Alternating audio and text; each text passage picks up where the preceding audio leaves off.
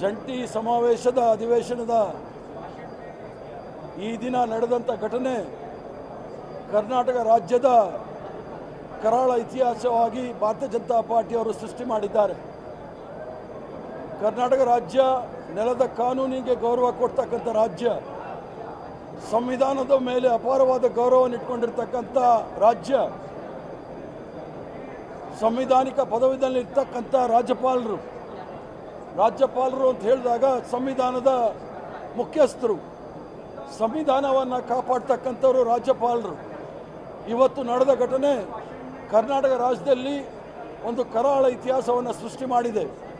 ಕರ್ನಾಟಕ ರಾಜ್ಯಕ್ಕೆ ಮಸಿಯನ್ನು ಬಳಿಲಿಕ್ಕೆ ಪ್ರಯತ್ನ ಭಾರತೀಯ ಜನತಾ ಪಾರ್ಟಿ ನೇಮಿತ ತವರ್ಚಂದ್ ಗೆಲಾಟ್ರವರು ಇವತ್ತು ಮಾಡಿರ್ತಕ್ಕಂಥದ್ದು ಕರ್ನಾಟಕ ರಾಜ್ಯದ ಜನತೆಗೆ ಅಪಮಾನವನ್ನು ಮಾಡಿರ್ತಕ್ಕಂಥದ್ದು.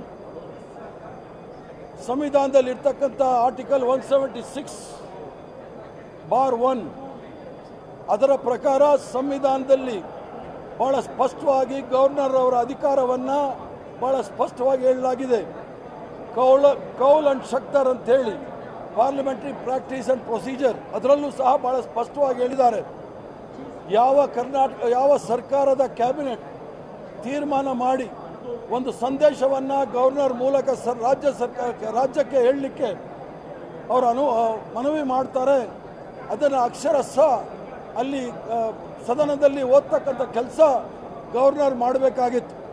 ಗವರ್ನರ್ ಅವರು ಇವತ್ತು ಸಾಂಪ್ರದಾಯಿಕವಾಗಿ ಬಂದು ಏನು ಸರ್ಕಾರ ಕ್ಯಾಬಿನೆಟಲ್ಲಿ ತೀರ್ಮಾನ ಮಾಡಿ ಭಾಷಣವನ್ನು ರೆಡಿ ಮಾಡಿ ಕೊಟ್ಟಿದ್ದರು, ಅದನ್ನು ಸಂದೇಶವನ್ನು ತಯಾರು ಮಾಡಿ ಕೊಟ್ಟಿದ್ದರು, ಅದನ್ನು ಸಂಪೂರ್ಣವಾಗಿ ತಿರಸ್ಕರಿಸಿ ಅವ್ರದ್ದೇ ಆದ ಭಾಷಣವನ್ನು ಓದಿದ್ದಾರೆ. ಈಗಾಗಲೇ ಸುಪ್ರೀಂ ಕೋರ್ಟು ತಮಿಳುನಾಡು ಗವರ್ನರ್ ವಿಚಾರದಲ್ಲಿ ಮತ್ತು ಇನ್ನೂ ಹಲವಾರು ಗವರ್ನರ್ಗಳ ವಿಚಾರದಲ್ಲಿ ಭಾಳ ಸ್ಪಷ್ಟವಾಗಿ ಹೇಳಿದ್ದಾರೆ. ಗವರ್ನರ್ ಅವರು ಎಕ್ಸ್ಟ್ರಾ ಕಾನ್ಸ್ಟಿಟ್ಯೂಷನಲ್ ಅಥಾರಿಟಿ ಏನೂ ಅಲ್ಲ. ರಾಜ್ಯಪಾಲರು ಕರ್ನಾಟಕ ರಾಜ್ಯದ ಅಥವಾ ರಾಜ್ಯ ಸರ್ಕಾರದ ಕ್ಯಾಬಿನೆಟ್ ಏನು ತೀರ್ಮಾನ ತೆಗೆದುಕೊಳ್ಳುತ್ತೆ ಅದರ ಸಲಹೆ ಮೇರೆಗೆ ಅವರು ಕ್ರಮ ತೆಗೆದುಕೊಳ್ಬಹುದೇ ವಿನಃ ಅವರು ಸ್ವತಃ ಯಾವುದೇ ರೀತಿಯ ಅಧಿಕಾರ ಅವ್ರಿಗಿಲ್ಲ, ಯಾವುದೇ ರೀತಿಯ ಕ್ರಮ ತೆಗೆದುಕೊಳ್ಳಿಕ್ಕೆ ಆಗೋದಿಲ್ಲ, ಅವರ ಮನಸ್ಸು ಬಂದಂಗೆ ಸ್ವೇಚ್ಛಾಚಾರವಾಗಿ ಮಾಡಲಿಕ್ಕೆ ಆಗೋದಿಲ್ಲ ಅಂತ ಭಾಳ ಸ್ಪಷ್ಟವಾಗಿ ಹೇಳಿದೆ. ಈ ರಾಷ್ಟ್ರದಲ್ಲಿ ಇರ್ತಕ್ಕಂಥದ್ದು ವೆಸ್ಟ್ ಮಿನಿಸ್ಟರ್ ಪ್ರಾಕ್ಟೀಸ್ ಅಂದರೆ ಏನು ಬ್ರಿಟಿಷ್ ಪಾರ್ಲಿಮೆಂಟಲ್ಲಿ ಏನು ವ್ಯವಸ್ಥೆ ಇದೆ, ಕ್ಯಾಬಿನೆಟ್ ತಯಾರು ಮಾಡಿದಂಥ ವರದಿಯನ್ನು ಓದ್ತಕ್ಕಂಥದ್ದು ಬ್ರಿಟಿಷಲ್ಲಿ ಬ್ರಿಟಿಷ್ ರಾಣಿ ಇಲ್ಲ ಮಹಾರಾಜ ಮಾಡ್ತಕ್ಕಂಥದ್ದು. ಇದು ಪ್ರಜಾಪ್ರಭುತ್ವ ರಾಷ್ಟ್ರ ಆಗಿರೋದ್ರಿಂದ ಇಲ್ಲಿ ಗವರ್ನರು ಇಲ್ಲ ರಾಷ್ಟ್ರಪತಿಗಳು ಏನು ಕ್ಯಾಬಿನೆಟ್ ವರದಿ ಅಥವಾ ಒಂದು ವರದಿಯನ್ನು ಕೊಟ್ಟಿರ್ತಾರೆ ಅದನ್ನು ಆ ಸಂದೇಶವನ್ನು ಓದಬೇಕಾಗುತ್ತೆ. ನಾವು ಇವ್ರು ಸ್ವಂತ ಹೇಳಲಿಕ್ಕಾಗೋದಿಲ್ಲ. ಇವತ್ತು ಮಾಡಿರ್ತಕ್ಕಂಥ ಗವರ್ನರ್ ರಾಜ್ಯಪಾಲರು ಮಾಡಿದ್ದಾರೆ ಏನು ಅಂತ ಹೇಳಿದ್ರೆ, ನಾಗ್ಪುರ್ ಯೂನಿವರ್ಸಿಟಿಯಿಂದ ಬಂದಿರತಕ್ಕಂಥ 2 ಅಕ್ಷರವನ್ನು ಓದಿ ಇಡೀ ಕರ್ನಾಟಕ ರಾಜ್ಯದ ಜನತೆಗೆ ಅಪಮಾನ ಮಾಡಿದ್ದಾರೆ. ಅದರಲ್ಲಿ ನಾವು ಪ್ರತಿಭಟನೆ ಮಾಡೋ ಸಂದರ್ಭದಲ್ಲಿ ಭಾರತೀಯ ಜನತಾ ಪಾರ್ಟಿಯ ಕೆಲವು ಶಾಸಕರು ನನ್ನ ಬಟ್ಟೆಯನ್ನು ಹರಿದು ಹಿಂದೆಯಿಂದ ಹರಿದಿದ್ದಾರೆ. ಮುಂದೆ ಬರಲಿಕ್ಕೆ ಯಾರಿಗೂ ಧೈರ್ಯ ಇಲ್ಲ. ಅವ್ರಿಗೆ ರಣಹೇಡಿಗಳು, ಬ್ರಿಟಿಷರ ಬೂಟ್ ನೆಗೆದವರು ಭಾರತೀಯ ಜನತಾ ಪಾರ್ಟಿಯವರು, RSS ಅವರು ಮುಂದೆ ಬಂದು ಹೋರಾಟ ಯಾವತ್ತೂ ಮಾಡಲಿಕ್ಕೆ ಅವ್ರಿಗೆ ಧೈರ್ಯ ಇಲ್ಲ. ಗವರ್ನರ್ ಮೂಲಕ ಕರ್ನಾಟಕ ರಾಜ್ಯದ ಹೆಸರಿಗೆ ಮಸಿ ಬಳ್ಳಲಿಕ್ಕೆ ಪ್ರಯತ್ನ ಮಾಡ್ತಾ ಇದ್ದಾರೆ.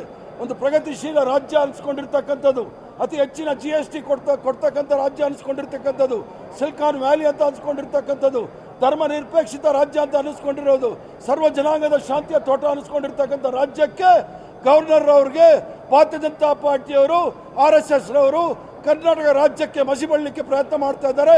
ಇದಕ್ಕೆ ತಕ್ಕ ಉತ್ತರವನ್ನು ನಾವು ಸಹ ಕೊಡ್ತೀವಿ ಅನ್ನೋದನ್ನ ತಿಳ್ಕೊಳ್ಬೇಕು. ಏನಾದರೂ ಭಾರತೀಯ ಜನತಾ ಪಾರ್ಟಿಯವ್ರಿಗೆ ಧೈರ್ಯ ಇದ್ದರೆ ನನ್ನ ಎದುರಿಗೆ ಬಂದು ಹೋರಾಟ ಮಾಡಲಿ, ನನ್ನ ಎದುರಿಗೆ ಬಂದು ಚರ್ಚೆ ಮಾಡಲಿ ಸದನದಲ್ಲಿ, ಅದಕ್ಕೆ ಉತ್ತರ ಕೊಡ್ತೀನಿ. ಇವ್ರಿಗೆ ಫ್ಯಾಷನ್ ಆಗಿಬಿಟ್ಟಿದೆ. ಇವ್ರ ವಿರುದ್ಧ ಪ್ರೊಟೆಸ್ಟ್ ಮಾಡಿದ್ರೆ ಇಲ್ಲದೆ ಇರೋದೆಲ್ಲ ಪದಪುಂಜಗಳನ್ನ ಉಪಯೋಗಿಸಿ ಮಾತಾಡ್ತಾರೆ. ಇವ್ರು ಯಾರು ಅಂತ ಹೇಳಿ ಗೊತ್ತು. ಭಾರತೀಯ ಜನತಾ ಪಾರ್ಟಿಯವರು ನನ್ನ ಬಗ್ಗೆ ಏನು ಮಾತಾಡೋದು ಬೇಕಾಗಿಲ್ಲ. ಇನ್ನೂ ಸಹ ಈ ಥರ ಮುಂದೆ ಹೊಡೆದ್ರೆ ಇನ್ನು ಯಾವ್ಯಾವ ರೀತಿ ಪ್ರತಿಭಟನೆ ಎದುರಿಸಬೇಕಾಗೋದು ಇವ್ರು ನೋಡಬೇಕು. ನಾವೇನು ನಾಗ್ಪುರ್ ಯೂನಿವರ್ಸಿಟಿಯಿಂದ ತಯಾರಾಗಿರ್ತಕ್ಕಂಥವ್ರಲ್ಲ, ಬೆಂಗಳೂರು ಯೂನಿವರ್ಸಿಟಿನಲ್ಲಿ ತಯಾರಾಗಿರ್ತಕ್ಕಂಥವ್ರು. ಇವ್ರಿಗೆಲ್ಲ ಸರಿಯಾದ ಉತ್ತರವನ್ನು ಕೊಡ್ಲಿಕ್ಕೆ ನಮ್ಗೆ ಧೈರ್ಯ ಇದೆ, ಶಕ್ತಿ ಇದೆ, ಆ ಒಂದು ನೈತಿಕತೆಯೂ ಇದೆ ಅನ್ನೋದನ್ನ ಇವ್ರಿಗೆ ಸ್ಪಷ್ಟವಾಗಿ ಹೇಳಲಿಕ್ಕೆ ಇಚ್ಛೆ ಬೀಳ್ತೇನೆ. ಸರ್, ಈಗ ಹೇಳಿದ್ದಾರೆ ಬಿಜೆಪಿ ಅವರು ಗೂಂಡಾವರ್ತನೆ ಮಾಡಿದ್ದಾರೆ, ರಾಜ್ಯಪಾಲರ ವಿರುದ್ಧ ಅವರು ಅಡ್ಡಿಪಡಿಸಿದ್ದಾರೆ. ಮೊದಲನೇದಾಗಿ HK ಪಾಟೀಲ್ ವಿರುದ್ಧ ಕ್ರಮ ಆಗಬೇಕು, ಇದನ್ನು ನಾವು ಮಂಡಿಸ್ತೇವೆ ಮತ್ತು ಇದನ್ನು ಖಂಡನೆ ಮಾಡ್ತೇವೆ ಅಂತ ಹೇಳಿದ್ದಾರೆ. ಈಗ ಭಾರತೀಯ ಜನತಾ ಪಾರ್ಟಿನೇ ಅದು ಗುಂಡಾ, ಭ್ರಷ್ಟಾಚಾರ, ವ್ಯಭಿಚಾರ ಪಾರ್ಟಿಗಳು.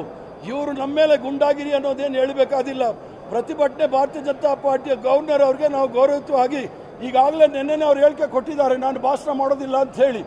ಇಲ್ಲಿ ಬಂದ ಮೇಲೆ ಅವರು ಗೌರವಯುತವಾಗಿ ಭಾಷಣ ಮಾಡಬೇಕಾಗಿತ್ತು.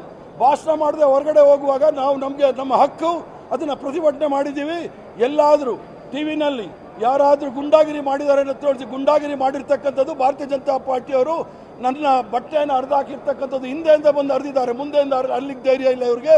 ರಣ ಹೇಡಿಗಳು ಇವರು ಭಾರತೀಯ ಜನತಾ ಪಾರ್ಟಿಯವರು. ಯಾರು ಅಂತ ನಾನು ಹಿಂದೆಯಿಂದ ನೋಡೋಕ್ಕಾಗೋದಿಲ್ಲ. ಇದು ಭಾರತೀಯ ಜನತಾ ಪಾರ್ಟಿಯ ಕಿಡಿಗೇಡಿಗಳು ಮಾಡಿರ್ತಕ್ಕಂಥ ಕೆಲಸ ಸದನದೊಳಗಡೆ. ಸರ್, ಮುಖ್ಯಮಂತ್ರಿ ಅವರು ಹೇಳಿದ್ದಾರೆ, ಘೋಷಣೆ ಮಾಡಿದ್ದಾರೆ, ರಾಜ್ಯಾದ್ಯಂತ ರಾಜ್ಯಪಾಲರ ನಡೆ ವಿರುದ್ಧ ಹೋರಾಟವನ್ನು ಕೈಗೊಳ್ತೇವೆ ಅಂತ ಹೇಳಿದ್ದಾರೆ. ಈ ಕಡೆ ಬಿಜೆಪಿಯವರು ಕೂಡ ರಾಜ್ಯಪಾಲರ ಸಮರ್ಥನೆಯನ್ನು ಮಾಡಿಕೊಂಡು ನಾವು ಕೂಡ ಹೋರಾಟ ಮಾಡ್ತೇವೆ ಅಂತ ಹೇಳಿದ್ದಾರೆ. ರಾಜ್ಯಪಾಲರ ಈ ನಡೆ ಸಂವಿಧಾನದ ವಿರುದ್ಧ ಇರ್ತಕ್ಕಂಥ ನಡೆ.